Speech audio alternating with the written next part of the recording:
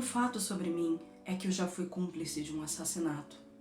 Mas eu garanto a vocês que nós éramos todos crianças e nós não sabíamos o que estávamos fazendo. Nós apenas seguimos um palhaço dentro de um bueiro. E as coisas saíram de controle. Hello, people! Finalmente voltamos com esse canal maravilhoso, Friwini. Primeiríssimo vídeo do ano. E no vídeo de hoje vou fazer uma tag que ninguém nunca me perguntou, ninguém nunca me pediu e que todo youtuber faz, porque o youtuber vive de tag. No vídeo de hoje eu vou falar sobre alguns fatos sobre mim, sobre alguns fatos, acontecimentos, ocorrências da minha vida, histórias nunca antes contadas ou diversas vezes contadas, porque eu falo dessas histórias pra todo mundo. Então é isso, acompanhe o vídeo. Caso você não me conheça, o meu nome é Winnie, esse é o canal Friwini. Já aproveita, se inscreve e deixa o seu amor em formato de like. Quem aqui me conhece sabe que esse canal só tem conteúdo da hora.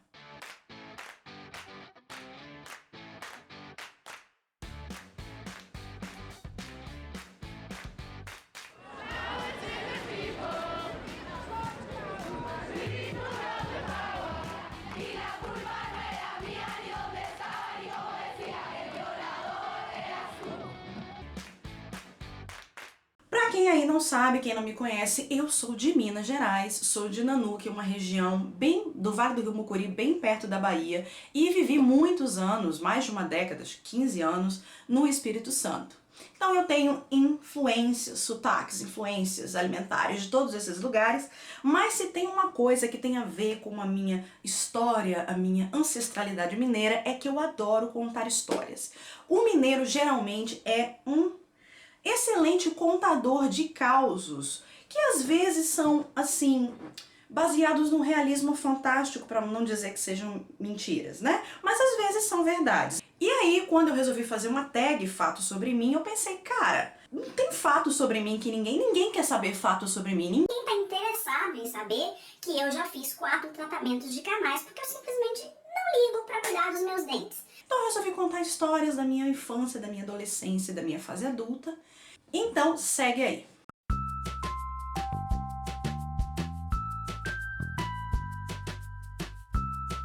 A gente morava em Nanuque, numa casa num bairro chamado Bairro do Laticínio, que é uma região até hoje muito pobre, era uma casinha muito simples, e eu vivi lá até os 2 anos de idade com a minha mamãe, e no fundo do quintal, do imenso quintal, que hoje eu descobri que tem, sei lá, 10 metros quadrados, tinha uma torneira de parede, uma torneira maravilhosa, vou colocar a foto aqui. E o que acontecia? Eu sou muito calorenta até hoje e eu amo uma água. Toda vez que a minha mamãe me arrumava fofíssimo com aquele vestidinho branco, cheio de babadinho, meinha e sapato, se você era uma criança dos anos 90, você sabe do que eu tô falando, eu ia no fundo do quintal, aí minha mãe parava ali pra me arrumar. Minha mãe de 3 filhos, mãe solo naquela época, ela parava pra se arrumar. Quando ela olhava, cadê o Winnie? O Winnie estava debaixo do chuveiro, debaixo da torneira, com a torneira ligada na cabeça dela.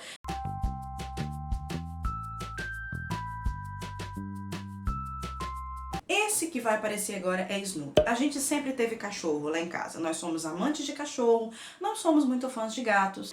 E o primeiro cachorro que a gente teve foi Snoopy, que era um clássico vira-lata, só que ele era de um ramo distinto dos vira-latas amarelos, que são os vira-latas pintados. E Snoopy era tataraneto, bisneto, filho, neto de vira-lata, 100% vira-lata. Não sei de onde o Snoopy veio, só sei que ele estava lá em casa quando eu era pequena. E Snoopy viveu com a gente até eu fazer 5 anos de idade, porque, infelizmente, nos interiores, o que acontece? O cachorro, às vezes, latia muito. Isso anos 90, tá, gente? Antes da militância, antes do ativismo dos direitos dos animais. Os vizinhos, às vezes, envenenavam os cachorros da gente. Não sei se isso ainda acontece, mas foi o que aconteceu com o meu pobrezinho do meu cachorro.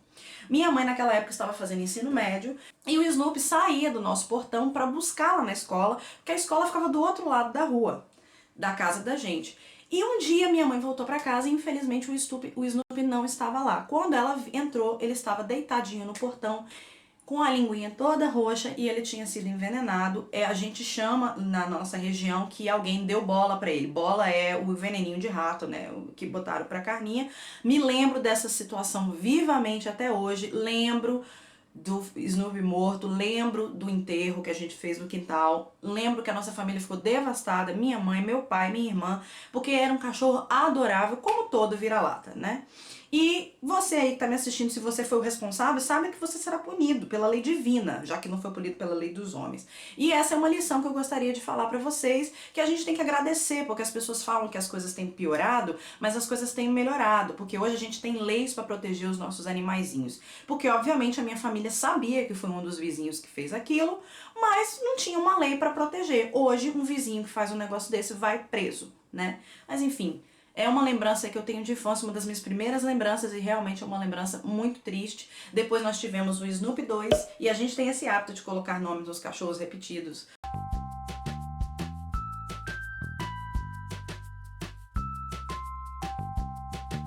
Eu, minha irmã e meu irmão, né, eu deveria ter 5 anos, minha irmã uns 13, sei lá, 4 anos, minha irmã uns 13, meu irmão tinha 6, 7. A gente achou um filhote de gato. E aí a gente resolveu adotar esse filhote de gato, e resolvemos cuidar desse filhote de gato, que era um gato vira-lata, desses gatos acinzentados que tem tanto nos interiores do Brasil. O gato era recém-nascido, obviamente, e 3 dias depois do nascimento do gato, nós tivemos a excelente ideia de dar banho no gato. Nós botamos o gato debaixo da torneira no tanque, e demos banho nesse gato e, obviamente, consequentemente, um gato sem vacina, sem nada, com 3 dias de idade, tomar um banho de água fria, o gato morreu. Não estávamos sendo supervisionados por um adulto, né? Mas aí depois a gente fez ainda por cima um enterro do gato, porque a gente ficou se sentindo muito mal, principalmente eu e meu irmão. A gente fez um enterro do gato no quintal, todo um cortejo fúnebre, porque nós não ficamos... Isso, na verdade, essa história até hoje me assombra. Minha irmã jura que não lembra, e o nome disso é o quê? Culpa, né? Culpa católica pelas coisas que ela fez no passado, que ela diz que não lembra.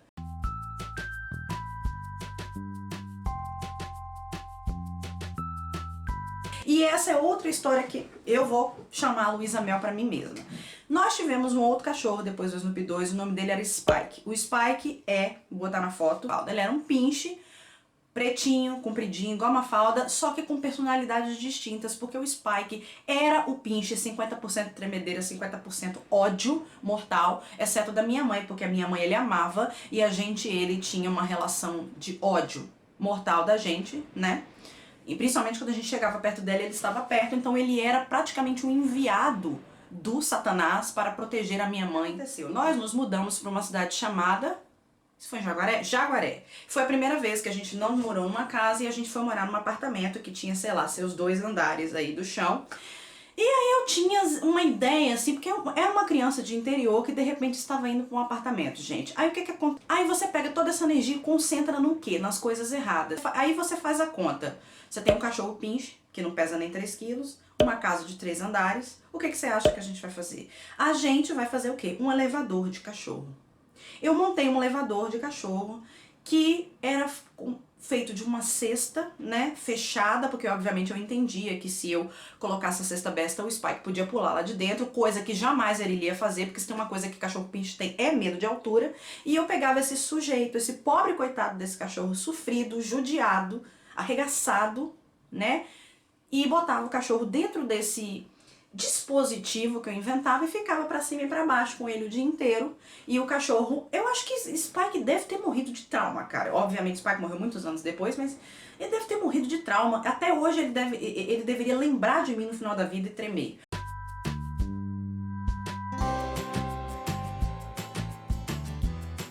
Bom, eu estava na 6ª série e aí eu estava num colégio chamado Galileu Galilei, que fica na cidade de Ibiraçu, porque a gente mudava muito naquela época, porque meu pai era bancário. E aí eu tinha mania na hora do recreio, no recreio do intervalo, desenhar no quadro. Eu gosto muito de desenhar, faço isso até hoje, e sempre fiz isso na escola, desenhar no quadro. Mas aí a professora de ciências entrou na sala e viu que eu tinha desenhado um belíssimo beija-flor. Lembro desse beija-flor até hoje, embora eu não tivesse um smartphone na época pra tirar uma foto. E aí ela falou assim: nossa, quem foi que desenhou esse beija-flor? Aí eu falei, professora, fui eu, já com medo, né, do esculacho. Aí ela, ai, beija-flor, então, acabei de ter uma ideia, por causa desse desenho do beija-flor, nós vamos fazer uma excursão para Santa Teresa. Santa Teresa, gente, tem um parque chamado Augusto Husk, se eu não me engano, que era um puta de um ativista, um ambientalista capixaba que infelizmente faleceu envenenado com um veneno de perereca. Essa frase ficou super duplo sentido, de perereca a esposa do sapo, tá? Eles têm lá, tipo, uma estância, uma reserva de Mata Atlântica que tem, inclusive, um orquidário, tem um negócio que é cheio de cobra, que eu nunca quero mais passar dentro, mas é conhecido porque ali tem um santuário de beija-flores, de colibri, porque colibris, tem muitas espécies de colibris no Brasil e muitas delas estão no Espírito Santo. Então, só por causa disso, só porque eu desenhei no quadro, a gente foi fazer uma excursão lá. E foi interessante no dia que isso aconteceu, eu desenhei no quadro, porque um colega que fazia um super bullying comigo veio me cumprimentar para agradecer pela excursão. E eu aproveitei o cumprimento e rodei um tapa na cabeça dele. Foi um reflexo, mas um reflexo do bullying. Então, acho que o nome dele era Pedro. Pedro, se você estiver assistindo, não me desculpa, porque você sabe que você mereceu aquele tapa. E aí a gente foi, fizemos essa excursão, foi maravilhoso. Depois eu já fui no parque lá umas 3 ou 4 vezes depois.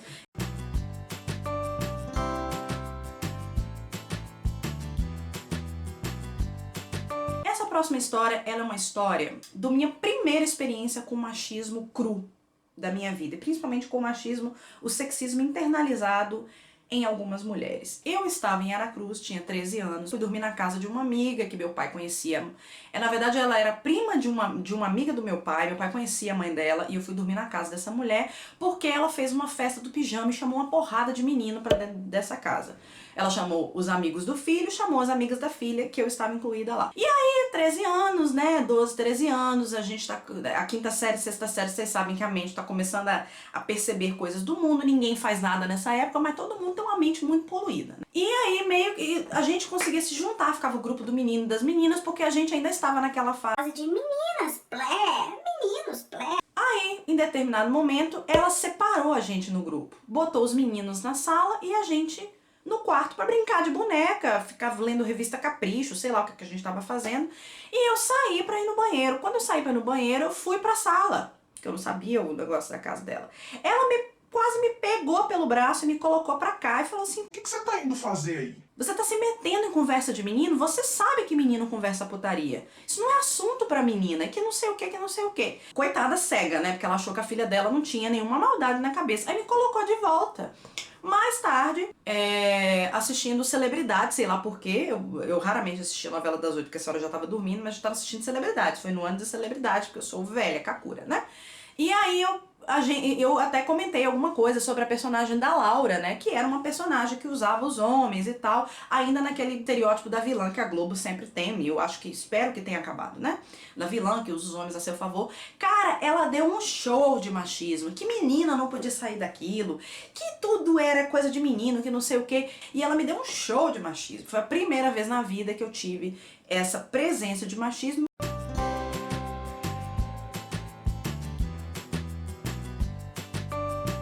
Chegamos à oitava série, eu saí de Aracruz e fui morar em Linhares com meu pai. Meu pai conseguiu um emprego como professor da faculdade e eu fui estudar na escola. E aí eu fui estudar numa escola de gente podre de rica, gente. Meu ensino médio foi numa escola de gente podre de rica, filho de fazendeiro, a galera lá da cidade, blá blá blá. E eu era a única, isso na oitava série, depois no segundo ano se melhorou, mas a única, ou uma das únicas alunas negras do universo da escola. E a galera me pegou pra Cristo, ou melhor, me pegou pra Judas. Do dia que eu pisei na aula, eu era negra, não era rica, não tava no mesmo patamar neles, e era mais nova, porque eu sempre fui mais nova, sempre fui 1 ano e meio mais nova que todo mundo. Todo dia que eu entrava na sala, eles me cantavam parabéns pra você, pra me fazer passar vergonha, e eu era uma criança tímida, e eu era uma criança, ainda tinha ali nem 13 anos, eu acho. Eles já eram adolescentes, já se beijavam na boca, que não sei o que, já tinha uma malícia que eu não tinha.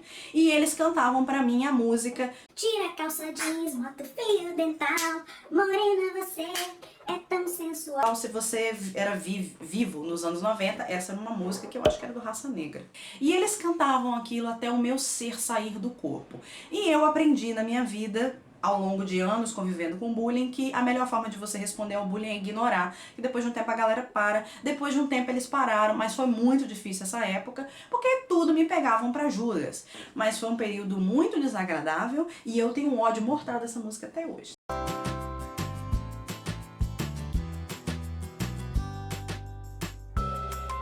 Vamos passar anos depois, para 2008. Cheguei na faculdade, 16 anos, 17 semi-completos. Eu completei 17 anos no primeiro período de faculdade e fui fazer o quê? O trote. Hoje eu sou completamente contra trote. Acho trote uma coisa que a gente herdou da nossa herança totalitarista e militarista. Não gosto de forma alguma, principalmente da forma que era feito.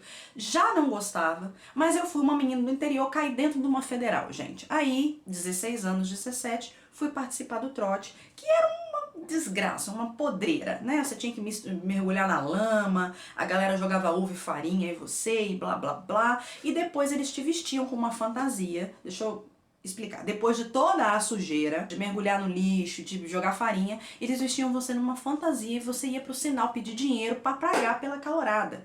E eu me vesti de quê? De bebezão. A minha fantasia era um bebezão, porque eu era o bebezão da turma. Então eu fui sorteada para ser o bebezão, o que me resultou em o dinheiro todo que eu precisava, porque eu acho que era R$50 na época, mas ao mesmo à custa de assédio de homens mais velhos e de pessoas me zoando.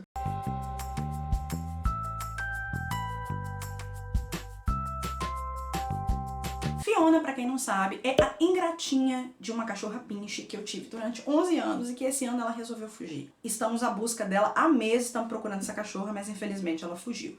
A Fifi, quando ela tinha 3 anos, ela sofreu um atropelamento, que significa, na linguagem de um pinche, que um carro freou levemente em cima dela. Como era um cachorro de 2 quilos, a coitadinha ficou toda arrebentada. Mamãe chegou em casa, isso era de manhã, domingo de manhã, mamãe chegou em casa desesperada, chorando, e meu padrasto já queria enterrar a cachorra porque eles ficaram desesperados. Meu padrasto e minha mãe não são pessoas boas para lidar com situações de crise. E eu fui lá embaixo e peguei a cachorra estava respirando, mas estava paralisada, porque o pinche, quando ele sofre algum tipo de problema, ele entra em choque com uma facilidade muito grande. Isso já tinha acontecido com o Spike, com o Fubá, que era o outro pinche nosso, então eu sabia que ela obviamente estava passando mal, mas que ela tinha travado, ela tinha paralisado o corpinho dela, e aí o olhinho dela soltou pra fora por causa da pressão, e a gente foi desesperado, sem dinheiro, fomos atrás de um veterinário, e eu com o Fifi no meu braço. Gente, eu nunca rezei tanto na minha vida, eu realmente acredito no poder da oração por causa desse dia. Porque ela foi levemente soltando o corpinho, ficando mais relaxada, respirando mais devagar, mas obviamente que a bichinha ficou toda estragada, né, gente? Nós levamos no negócio, ela teve um problema na coluna, ela perdeu um olhinho, né, e ficou tortinha pro resto da vida, mas sobreviveu.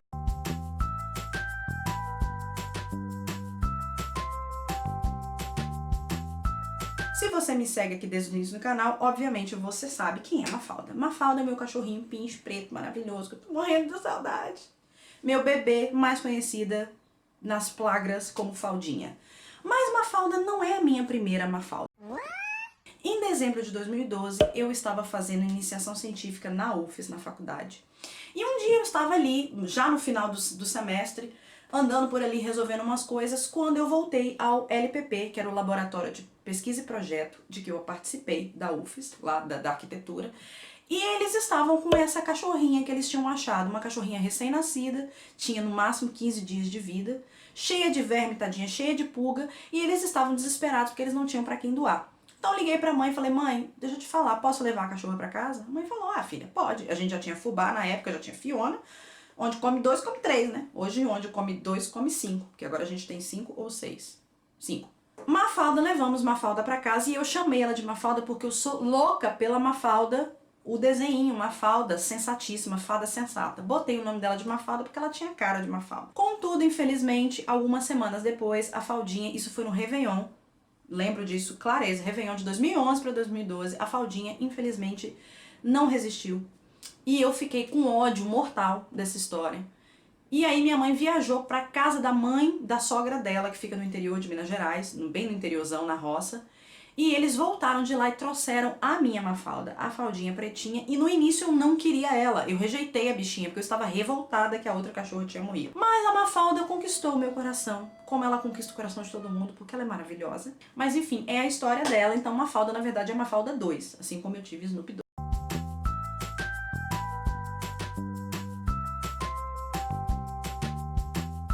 A próxima história é apenas uma anedota muito interessante para pessoas aí que tem nojo de pomba. Eu não tenho nojo de pomba. Vou contar para vocês o porquê. Estava eu e minha mãe em Vitória, alguns anos atrás, andando na rua, e nós nos deparamos com uma pomba com a pata quebrada, coitada da pomba.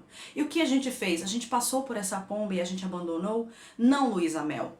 Por aqui você me perdoe pelos males que eu fiz com outros cachorros no passado. A gente resgatou essa pomba, levou pra dentro de casa e cuidamos da pomba por uns 10 dias. Até que um dia nós voltamos pra casa e cadê a pomba? A pomba bateu asas e voou, foi embora da nossa casa voando, porque ela tava com a pata sarada, obviamente, e nunca disse adeus.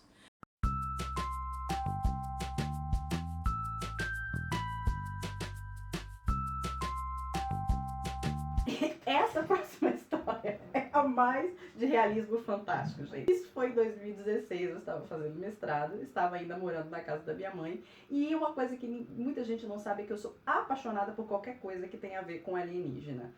Tudo, Arquivo X, tudo quanto é filme que tem alienígena, mas eu também sou apaixonada por aquela série de realismo fantástico, que é o quê? Alienígenas do passado. Eu super acredito em alienígena, mas assim, eu tenho um medo do cão dos alienígenas ao mesmo tempo. Então, eu tava assistindo muitas maratonas de alienígenas do passado, é uma série que eu assisto há muito tempo, inclusive voltei a assistir agora.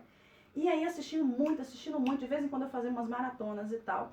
E eu lembro que eu assisti uns episódios que eram sobre sucubos e incubos, que eram esses seres bíblicos, seres diabólicos, que na verdade eram alienígenas que vinham na Terra para fazer sexo com seres humanos, para estuprar seres humanos e tal. Aí depois de assistir um monte de negócio, eu fui dormir. Gente, olha aqui, na minha cabeça aconteceu, tá? Mas deixa eu explicar para vocês de um jeito racional. Provavelmente eu tive um pesadelo em que eu senti um sucubo com um olho desse tamanho, sucubo louro com um olho desse tamanho, ou era um incubo, não sei. Eu sei que um é homem, outra mulher, mas podia ser um sucubo gay, uma sucubo lésbica, não sei. Senti sentando em cima do meu peito e eu estava paralisada com aquele ser em cima do meu corpo. Gente, eu acordei aos prantos. Estou falando que eu acordei porque eu estou sendo racional, de que obviamente eu estava tendo um pesadelo, mas ainda acho que aconteceu. Sei que eu fui para a janela olhar porque eu queria ver a nave, eu tinha certeza que via a nave. E o que aconteceu? Fui parar no quarto da minha mãe, tremendo de medo, chorando porque eu tinha sido abduzida, porque tinha entrado um alienígena no meu quarto e dormi no quarto da minha mãe. No outro dia minha mãe obviamente só ria, mas a minha mãe me proibiu realmente de assistir alienígena do passado porque estava fazendo mal à minha cabeça. Gente, eu sou uma pessoa que imagina coisas, tá? Eu sou muito de sonhar, então realmente eu não assisto muito filme de terror, não gosto de assistir porque eu vou sonhar uma semana com isso e aquele dia, gente, a sensação de ser abduzido eu vou ser sincera pra você, foi um negócio assustador. E até hoje eu ainda acho, dentro de mim, lá no fundo, eu acho que aconteceu.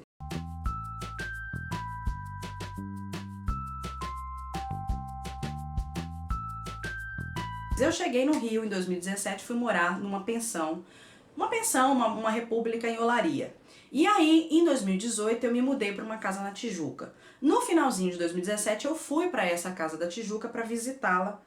E na volta, eu não sabia, eu não conhecia nada sobre o Rio, porque eu ficava isolada em Olaria. Eu não sabia como voltar para Olaria da melhor forma. Então eu peguei um ônibus, acho que 633, que ia para Olaria. E quem mora na zona norte do Rio sabe que as linhas 600 dão uma volta no universo antes de chegar onde você tá.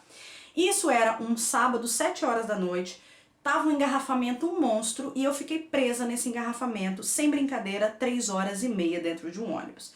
Tava lá, né, gente foda, de vez em quando parava, dava pra comprar uma água porque o ônibus não andava, a gente foi andando ali pela Zona Norte e tal. Só sei que 1 hora depois deu presa já tava sem bateria no celular, escutando música, num tédio, começou a me dar aquela vontade de cagar, né? Mas não era uma vontade, gente, era um negócio assim, que tava borbulhando, mas borbulhando. Por quê? Porque eu estava numa situação, eu estava fazendo calor do cão, eu estava no Rio de Janeiro, num ônibus, numa região que não dava pra você descer pra ir ao banheiro, mesmo que eu tivesse tempo, porque eu consegui segurar esta diarreia por 2 horas e meia. Mas foi outro dia que eu nunca rezei tanto. Esse foi o dia que eu rezei quase tanto quanto no dia de Fifi. Eu rezava pra Deus, Deus, por favor, não deixa, não deixa, não deixa acontecer. Porque eu tava no ônibus, vocês imaginam, se soltasse, ia acabar o universo. Essa é uma humilhação. E eu ia ter que esperar pra chegar em casa pra poder resolver. E as pessoas que estavam no ônibus não eram obrigadas. E eu fui rezando, eu fui rezando, eu fui pedindo a Deus. Eu fui pedindo a Deus, por favor, meu Deus, me ajuda, não deixa acontecer. Parou no ponto, saí correndo pra cá. Cheguei em casa, porque na hora que você tá chegando em casa, eu costumo brincar que a gente conecta o Wi-Fi da casa. Quando você tá com vontade de fazer xixi, ou você tá com vontade de fazer cocô, você passou horas segurando, mas na hora que você chegar perto do banheiro, vai conectar o Wi-Fi escatológico. Quando eu cheguei na porta de casa, já não tinha mais o que fazer, mas pelo menos eu estava na porta de casa. Aí entrei no banheiro, fiz o que eu tinha que fazer, lavei o que eu tinha que lavar e tal, voltei e falei com as meninas, ó, por favor, gente, não usem o banheiro. Porque assim, eu acho que quando a gente conta sobre as nossas histórias escatológicas, a gente fica mais próximo um do outro, entendeu? Eu poderia fazer um vídeo só de situações em que eu tive vontade de diarreia em situações erradas, mas acho que o YouTube ia tirar do ar, provavelmente.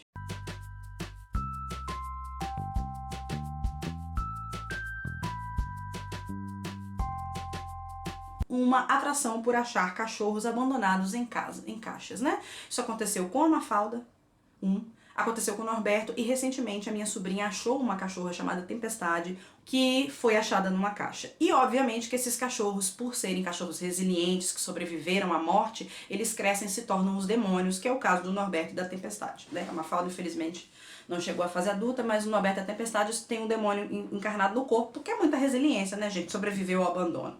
Estava eu na faculdade. Isso eu já dava aula em 2018, meados de 2018. Dando aula, terminando o semestre, era o último dia de aula, eu tava acertando as notas com as outras professoras. Eu tinha participado das bancas de TFG, de trabalho de conclusão, essa aluna me conheceu e veio, professora, pelo amor de Deus, você tem que ajudar. Ela tava com um filhotinho de cachorro, que ela tinha acabado de achar dentro de uma caixa. Num frio do caramba, enrolaram o cachorro e os irmãos deles numa canga e deixaram no frio. Tava fazendo frio, gente. Era um dia que tava fazendo 18 graus no Rio e para um cachorro filhote isso era mortal. Aí ela me falou, professora, as outras cachorras parece que eram fêmeas, todo mundo levou elas pra casa, mas a gente não tem o que fazer com ela. Eu não posso levar pra casa. E isso, gente, era o último dia de aula, não ia ter como o cachorro ficar lá. E muita gente faz isso. O Fundão, lá no Rio, é uma ilha onde fica a faculdade, o UFRJ, onde as pessoas vão muito para abandonar cachorro. Então tem uma matilha de cachorro lá. Muito cachorro abandonado, entendeu? E eles viram uma espécie de matilha. Mas o Norberto não tinha como. Então o que eu fiz? Eu enfiei o Norberto na minha bolsa e levei pra casa. O Norberto tava todo cheio de verme, tadinho, todo cheio de pulga. Levei pra casa e cuidei. Só que 2 dias depois, eu tinha que ir embora pra casa da minha mãe. Eu já tava com a passagem comprada.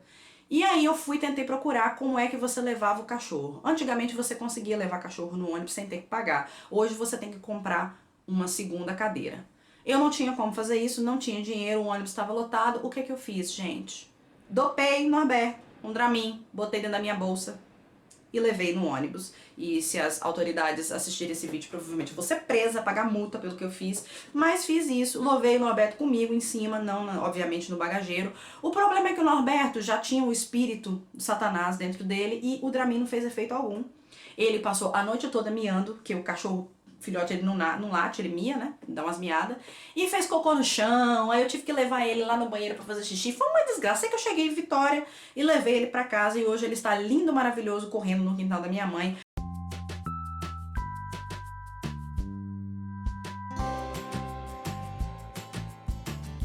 Essa é uma história muito rápida, muito autoexplicativa, que foi o quê? Estava eu tomando meu banho, chinelo molhado. Aí saí do banheiro e eu tinha pedido pizza. E aqui a entrega é muito rápido, porque eles têm, né, Deliveroo, Uber Eats, a situação tá sucateada igual, tá? E aí, cara, o cara tocou a campainha e chamou. Aí eu saí do banheiro, me enrolei, sem me secar, me enrolei no roupão e desci. No que eu desci na escada, eu tropecei no chinelo. Nas chinelas, nas 2 chinelas, vou mostrar a chinela pra vocês. Isso aqui era uma chinela. Eu tô esperando voltar pro Brasil pra consertar, que ela não tá quebrada.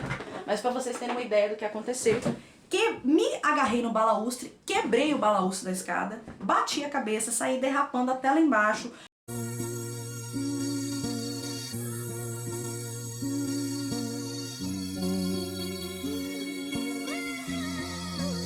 Gente, fui parar no hospital, fiquei com a bunda dos quartos doendo umas 3 semanas, não foi legal, tá? Eu fiquei em estado de choque e eu estava sozinha em casa. E quando eu me bati no chão, segundo o médico, eu fiquei em choque, não foi por causa de um dano na cabeça. Eu perdi totalmente a consciência. Fiquei muito tonta, não conseguia ouvir direito o que o cara tava gritando, porque o entregador tava gritando da porta. Aí eu abri a porta, o entregador entregou a comida e saiu correndo, coitada, porque ele também não ia se envolver nessa situação. Fiquei em casa, depois eu acionei o seguro, depois fui pro hospital, enfim, uma tristeza. Sei que eu fiquei aqui uns 2 dias de cama, graças a Deus não quebrei nada, mas até hoje ainda dá uma coceira assim na lateral da bunda. Pois é, pessoal, era isso tudo que eu queria falar com vocês hoje. Caso vocês tenham gostado do vídeo, deixa o seu like. Vocês caíram da escada? Comentem aqui embaixo, vamos se amar. Vocês já se inteiros, né, no meio da rua. Quero fazer uma observação no nosso fechamento, que a partir de agora, provavelmente todos os vídeos serão legendados em inglês, provavelmente em espanhol. Estou aprendendo como fazer isso, porque foi uma exigência de alguns amigos meus aqui. Então, se você gosta dos meus vídeos e tem amigos gringos e quer compartilhar com eles, a partir de agora você vai poder. Eu ainda não terminei de agradecer aos meus amores, meus apoiadores que me apoiaram na vaquinha que eu fiz para vir para Londres ano passado. E ainda faltam algumas pessoas para serem homenageadas, então queria fazer um momento gratidão aqui para agradecer a minha tia Joan, que foi uma das pessoas que contribuiu com a minha vaquinha, que me doou R$100 para essa vaquinha. Toda a minha família doou, todo mundo doou, alguns de vocês doaram, que me assistem também. Então queria agradecer, querida tia Joan, muito obrigada pela sua doação. Vou aproveitar o ensejo do encerramento para falar com vocês. Muitos de vocês já sabem, eu tenho um segundo canal chamado Leia Preta Leia, que é exclusivo sobre literatura e alguma coisa de entretenimento. E o link vai estar na descrição caso você queira conhecê-lo. E é isso, fico por aqui, beijos e até a próxima, que será na próxima quarta-feira.